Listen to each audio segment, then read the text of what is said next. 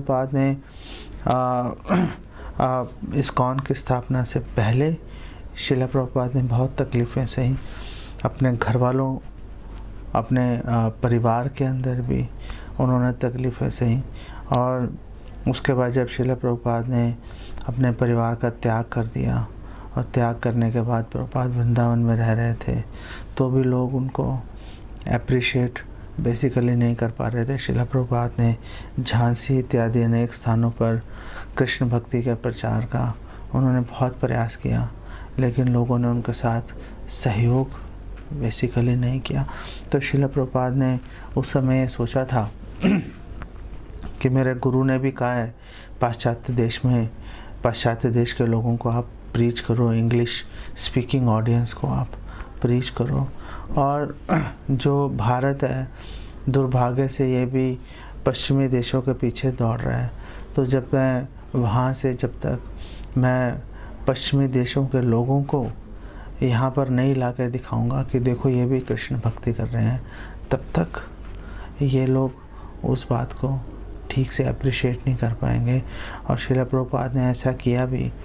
और शिला प्रभुपाद जब America, England इत्यादि देशों से जब गोरे भक्तों को, जिनको शिला प्रभुपाद ने नाम दिया डांसिंग वाइट एलिफेंट्स, और उनको जब यहाँ पर लाए और जब पूरे हिंदुस्तान के लोगों ने उनको देखा किस प्रकार से जो गोरे हैं ये कृष्ण भक्ति में पूरी तरह से विह्वल हैं, सभी नियमों का पालन कर रहे हैं, म्लेच्छ होने पर भी नशा इत्यादि अनेक विसंगतियां उनके अंदर होने पर भी उन्होंने उन सबको छोड़ के पूरी तरह से सभी नियमों का पालन कर रहे हैं, बहुत ही सख्ती के साथ में, और हरि नाम करते हुए खूब ज़ोर से नाच रहे हैं। तो हिंदुस्तान के लोग उनको सीरियसली लेना शुरू किया और आगे बढ़ रहे थे। एक बार शिला प्रभुपाद ट्रेन से जा रहे थे, तो रास्ते में कुछ लोग उनसे आकर मिले बिजनेस कम्युनिटी के, और उन्होंने देखा एक साधु स्वामी हैं, तो आके उन्होंने शिला प्रभुपाद को बोला कि स्वामी जी आप हम पर कृपा कीजिए। तो प्रभुपाद ने बोला कि आप क्या कृपा चाहते हो?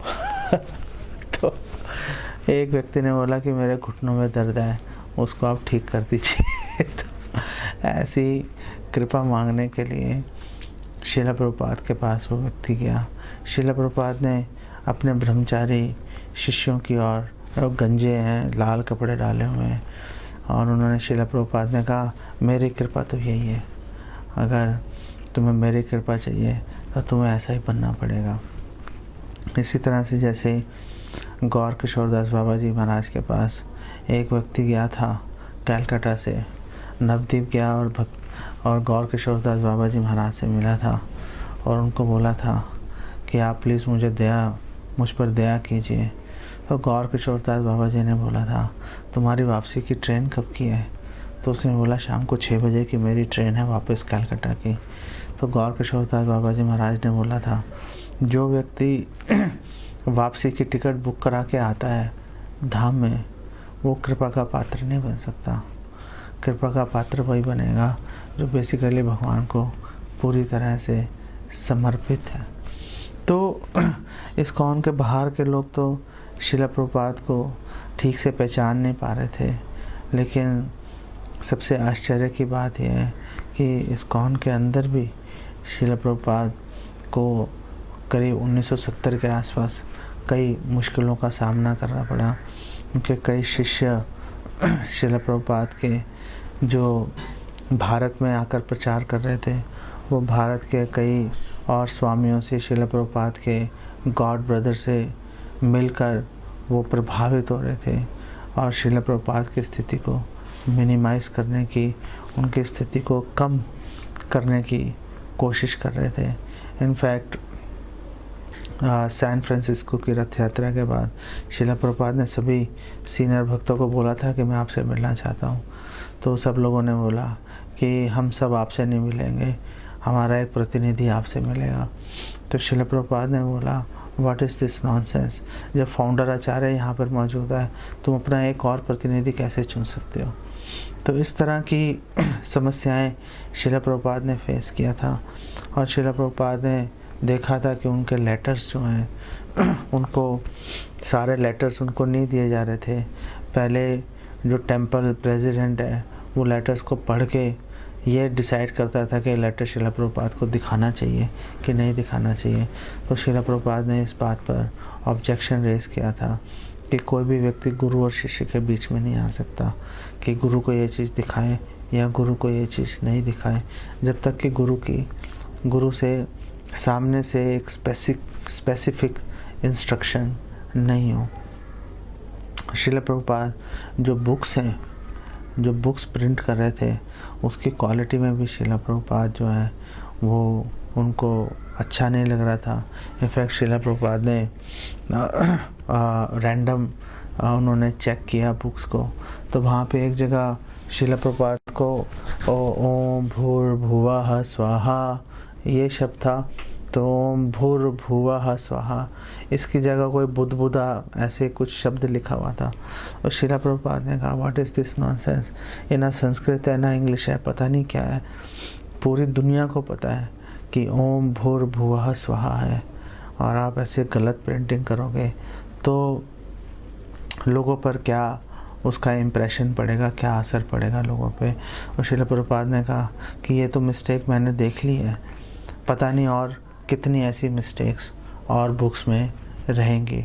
और श्रील प्रभुपाद ने फिर रैंडम बुक्स को चेक करना शुरू किया, तो कई जगह श्रील प्रभुपाद को एक जैसे कृष्णा बुक में उन्होंने देखा पेज नंबर 2 पे कि कंस ने जो है अपनी बहन को मारने का प्रयास किया। तो वहाँ पे जो अंग्रेज़ी की पुस्तक थी उसमें लिखा था कि Kansa decided to kill his sisters, बहुवचन में लिखा हुआ था। तो श्रील प्रभुपाद ने कहा कि उस समय कंस जो है वो देवकी ही मौजूद थी, और तो ये सिस्टर्स नहीं सिस्टर होना चाहिए, क्योंकि वो केवल देवकी को मारने का प्रयास कर रहा था। तो ये मिस्टेक है। उसके अलावा श्रील प्रभुपाद ने ग्रंथों में देखा कि जहाँ पे योगी, सन्यासी, गोस्वामी शब्द आ रहे थे तो उसके पीछे एन लगा रहे थे, योगिन्स, स्वामिन्स इस तरह से लिख रहे थे।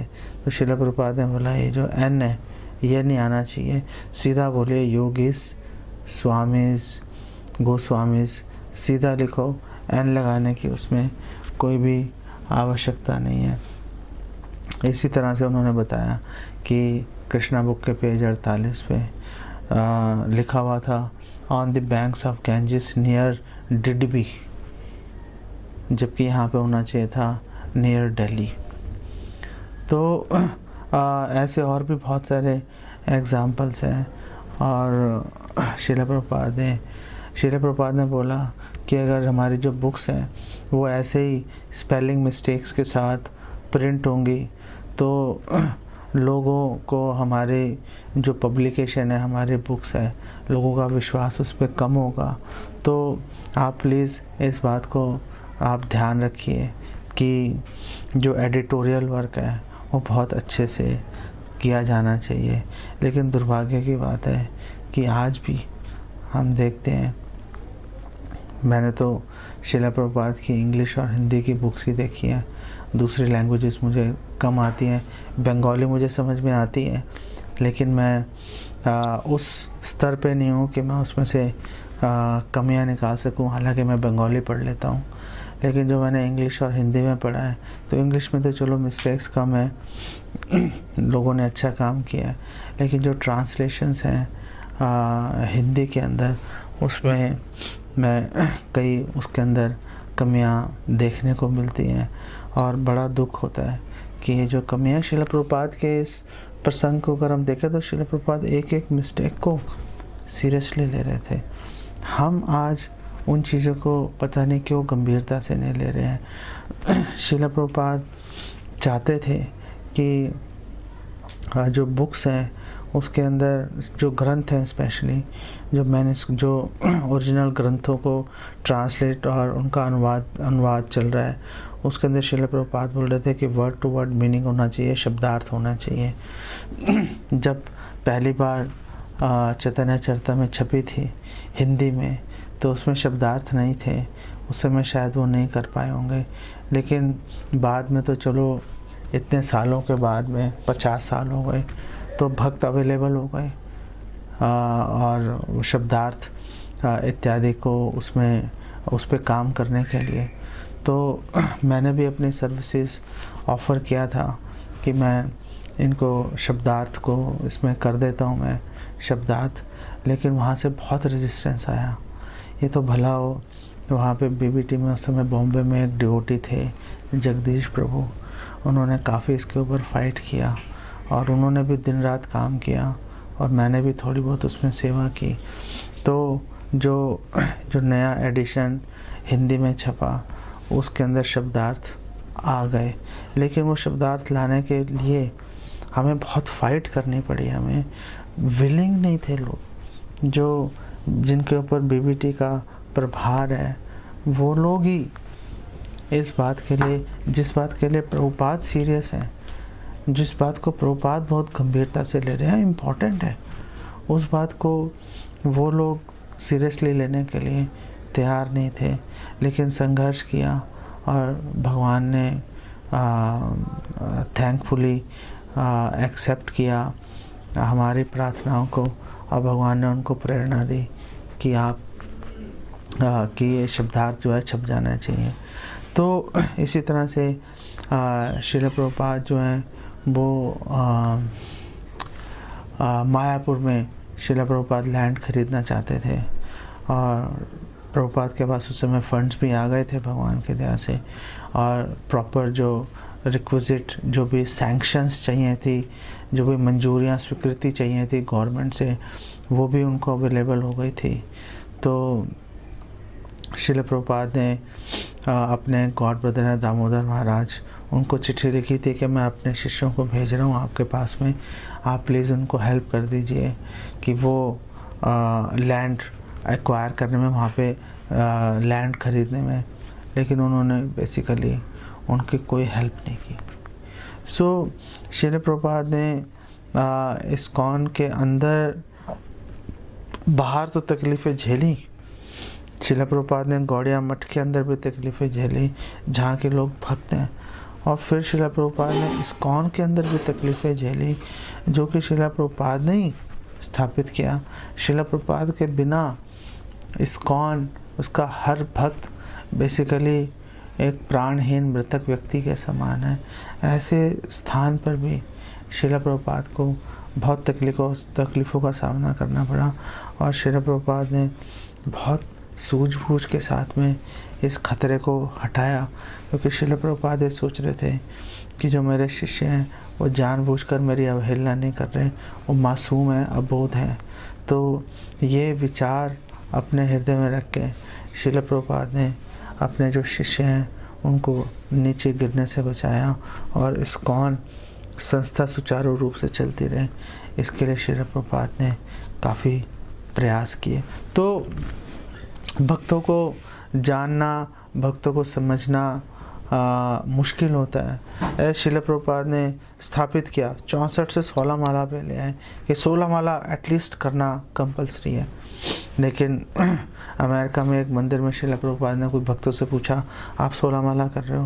तो उन्होंने बोला नहीं, हमें तो टेम्पल प्रेसिडेंट कह रहे हैं कि अगर आप 24 घंटे सेवा कर रहे हो तो आपको 16 माला करने की कोई ज़रूरत नहीं है। जब आप वेले बैठे हो, खाली समय हो आपके पास में, उस समय आप माला जितनी भी कर सको कर लो, ताकि माया आप पे अटैक नहीं कर सके। लेकिन आपको विशेष रूप से 16 माला नियमित रूप से रोज़ करने की कोई आवश्यकता नहीं है। तो श्रील प्रभुपाद ने इस पर बड़ी ऑब्जेक्शन उठाई थी और इस स्थिति को श्रील प्रभुपाद ने चेंज किया था इसको।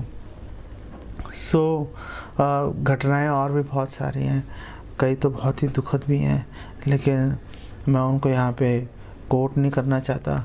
मेरा पॉइंट ये था कि एक भक्त को समझना बहुत ही मुश्किल होता है, तो हमें श्रद्धा पर आधारित हमें भक्त के साथ चलते रहना चाहिए और भगवान से प्रार्थना करनी चाहिए कि हे भगवान, आप हमें वो ददामि बुद्धि योगम भगवान कह रहे हैं, आप हमें वो इंटेलिजेंस दो, वो नॉलेज दो कि हम भक्त को समझ पाएँ, उनको अप्रिशिएट हम कर पाएँ और को समझने में दूसरे भक्तों की भी हम हेल्प ले सकते हैं।